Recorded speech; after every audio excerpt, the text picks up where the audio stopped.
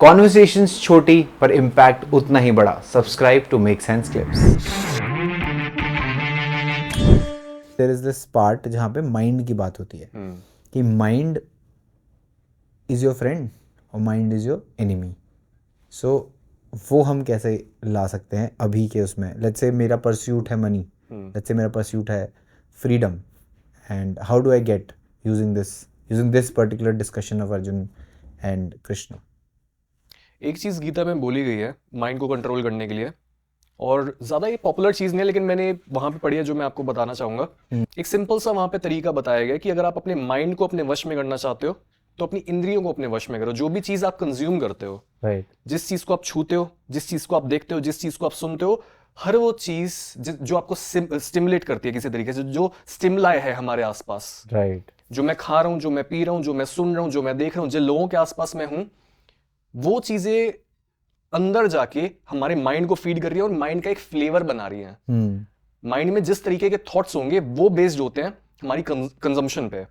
तो अगर हम अपने थॉट्स को चेंज करना चाहते हैं, अपने माइंड को अपने कंट्रोल में लाना चाहते हैं, और हम ये बोल रहे हैं कि यार मैं ओवर थिंक करता हूँ या फिर मेरे पास बहुत नेगेटिव थिंकिंग होती है, गंदे गंदे थॉट्स आते हैं मेरे अंदर, अगर आप उसको चेंज करना चाहते हो, चेंज व्हाट यू कंज्यूम। अगर आप अपनी मेंटल डाइट को चेंज कर रहे हो तो ऑब्वियसली जो भी आप प्रोड्यूस कर रहे हो मेंटली, जो भी आपके थॉट्स हैं वो चेंज हो जाएंगे। अगर आप ये सोच रहे हो कि यार पैसा कैसे कमाते हैं, मेरे को समझ नहीं आता, आपके बहुत ज्यादा लिमिटिंग बिलीफ्स हैं, change your diet, listen to better people, hang around better people. आप उसके बारे में जितना ज्यादा कंज्यूम करोगे, जितना ज्यादा आप नॉलेज हासिल करोगे, जितना ज्यादा खुद को उससे सराउंड करोगे, आप उतना ही इजी उस चीज के पास पहुंच जाओगे। सिंपल। ये एक बहुत सिंपल तरीका बताया गया है भगवत गीता में अपने माइंड को कंट्रोल करने का। Just start with your senses.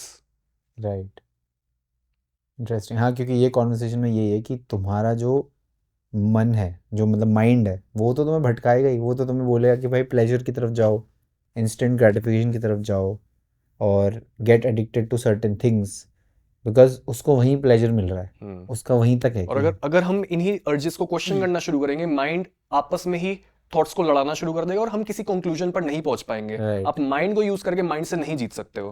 True. तो इसलिए वहां पर ये बोला गया कि इनडायरेक्टली आप वहां पर जाओ, आप सेंसेस के थ्रू वहां पर जाओ, आप अपनी सराउंडिंग्स को चेंज करो, आप अपनी कंजम्पशन को, अपनी बुक को, जो जिनसे आप बात करते हो, इन चीजों को चेंज करो। इंटरेस्टिंग। क्योंकि माइंड तो जहाँ मर्जी लेके जाएगा, मतलब उसका तो कोई वो ही नहीं है कि यहाँ जाना है वहाँ जाना है, इधर भटकना है उधर भटकना है। अगर उसी में उलझे रह गए, और तो जो आपका परस्यूट है वो तो नहीं, जहाँ भी आपको पहुँचना है वो I don't think you will ever reach, क्योंकि इसी में फंसे रह जाओगे। फॉर एग्जांपल पैसा भी कमाना है तो पहले आपको आपकी जो इंद्रियां हैं वो उस तरफ उस लालच में लेके जाएंगी कि पैसा कमाना है, फिर आपको उस लालच में जाएगा कि वो पैसा खर्च करना है। तो आप उसी साइकिल में फंसे हुए हो, राइट। उससे बाहर तो निकल ही नहीं पा रहे हो। राइट। इंटरेस्टिंग। एक और जो ओवरऑल एस्पेक्ट आता है गीता का, जो मुझे लगता है कि बहुत लोगों को वो आई थिंक वो बेसिस है जो लोगों को समझना चाहिए, वो ये है कि